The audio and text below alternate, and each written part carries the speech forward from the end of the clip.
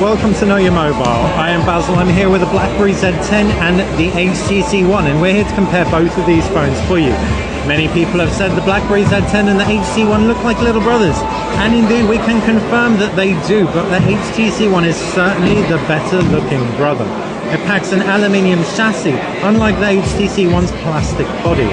What you can also expect from it is a Full HD 4.7-inch display, in contrast to the HD 4.2-inch display, that's 720p by the way, on the BlackBerry Z10.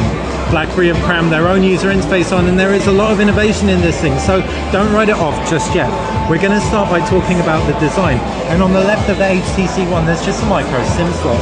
On the right hand side there's a volume rock, while down below is the micro USB port, while up top is the infrared port and power button. Yes, this thing is a TV remote control. There's also a 3.5mm headphone jack, and on the reverse is that camera. The BlackBerry Z10 packs to the left side a micro HDMI and a micro USB port. On the right, volume rocker with a voice control button in betwixt, and a power button up top with a 3.5mm headphone jack. No infrared, sadly. On the base is a speaker and a little wedge to grip your back cover off with, and there's a camera around the back and a lattice molded backing.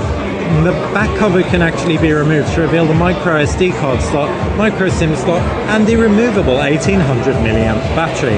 As far as user interfaces go, you have Android versus BlackBerry 10, and BlackBerry 10's pretty neat. It's a gesture-heavy user interface. You open an application, you swipe it out of the way, you get an aggregated feed for BlackBerry hubs, which will actually pull in all your content together. We need to enter our details, so don't judge it just yet on that. But it's a really smart way of pulling in all your information. You've also got a quick toggle up top, along with a sticky at the bottom with in-call options, a search option, and a camera button. The HTC One packs Android 4.1, but it's got HTC Sense 5 on top of it. This UI gives you just 2 home screens to work with, though you can indeed add more. The HTC One offers this thing called Blink Feed as the default screen. This means that you'll be able to pull in a range of RSS type content aggregated. It even includes Twitter and Facebook, and you can control exactly what you see.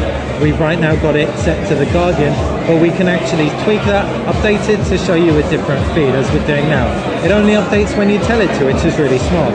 There's a sticky clock up top, and if we jump into our applications drawer, there's a sticky clock up top as well. We can also switch out the order of the apps, and we can also view it by grid, a 4x4, 5 grid, or a 3x3 grid. We definitely prefer the larger version. As you can see, you can also include folders in your applications drawer, so there's a lot of innovation going on within the UI. Wait, HTC's Peter Chow takes center stage. Indeed, that is where we are at the HTC event here in London, and as far as the HTC Sense goes, that's the main thing, but the next thing to really talk about is the camera.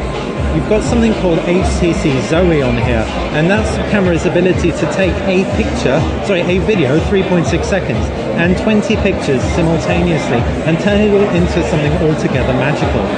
The 4-megapixel camera around the back might sound like it's lacking in pixels. However, the pixels are larger than on any other camera.